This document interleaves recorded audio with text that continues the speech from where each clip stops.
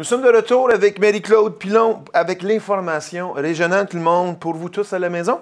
Marie-Claude, il y a quelqu'un qui fait quelque chose de bon qu'elle pense, qu'on fait des économies.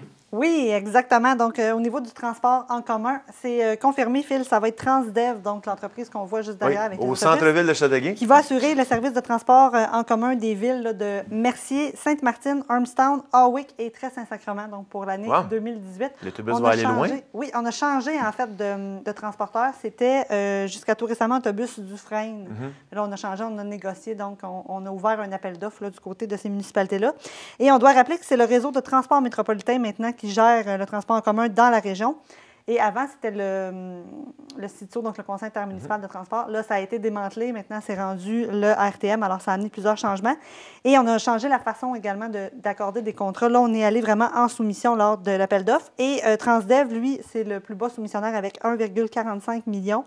Il y avait Autobus La Québécoise qui a soumissionné à 1,85 million. Et ça, c'est pour un an.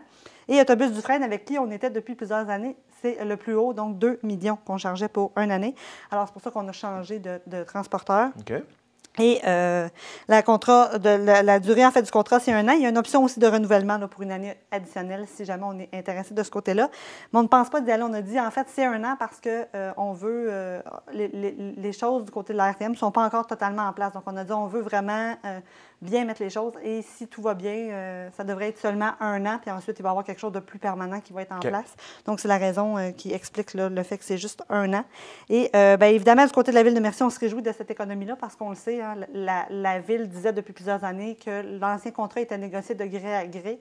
Et on disait que ça n'avait pas de sens parce que, bon, évidemment, si on chargeait 2 millions, par exemple, il dit que c'est une économie par rapport au montant que Dufresne chargeait pour la même année de 48 %. Alors, c'est quand même assez important. Mais oui, c'est beaucoup. Donc, du côté de la Ville de Mercier, on est vraiment content parce qu'on se dit, bien évidemment, c'est une belle économie pour les gens de la région.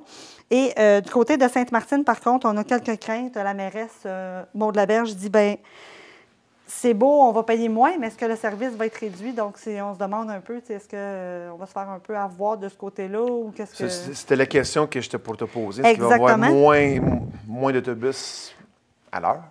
En fait, c'est ça. Donc, elle a dit, moi, j'ai rencontré les gens de la RTM et je leur ai partagé mes inquiétudes. Je leur ai dit vraiment qu'on trouvait ça important de conserver là, les autobus en heure de pointe. Les gens ont été rassurants, leur ont dit, donc, il y avait bien entendu les demandes de la Ville de Sainte-Martine que tout devrait être correct, mais évidemment, on ne sait pas, c'est la première année. Alors, elle a dit, nous, on a fait en tout cas ce qu'on avait à faire, on les a rencontrés. Elle a dit, la situation devrait se régler là, au cours des prochaines semaines, tout devrait être correct. Et du côté de la Ville de Mercier, on a dit que le contrat donc, de gré à gré pour 2017 avec Autobus Dufresne, c'était 2,8 millions de dollars. Et là, donc, on est à 1,45 millions. Donc, c'est vraiment une économie de... $1 million quelques cents. Oui, 48 %. Donc, on est vraiment content de ce côté-là. Et la Ville de Mercier aussi a répondu là, dans les derniers jours à des commentaires qui étaient diffusés sur les réseaux sociaux. Justement, les gens se demandaient, bien, est-ce que vu que c'est 1,45 million, ça peut être un autobus jaune scolaire. Donc, les gens avaient un petit peu les usagers avaient un petit peu des craintes. Un petit autobus jaune, il faut porter des casques de hockey comme quand j'étais jeune. Et du côté de la Ville de Mercier, on a dit, bien, en fait, non, ça va être un type de véhicule qui est déjà utilisé beaucoup dans la MRC d'Roussillon. Et on a confirmé là, que ça serait un autobus donc avec des sièges indépendants et l'air climatisé l'été. Donc, ben, je vais me tenir en autobus, moi, Marie-Claude, s'il est climatisé. Exactement. Faire le tour de la région. De ce côté-là, mais on va regarder ça aussi avec attention. Là, évidemment, il faut laisser la chance au coureur, comme on dit. Hein. Ça se place, c'est une nouvelle structure qui est en place, donc il faut laisser la chance au coureur, mais tout devrait être correct. Parfait.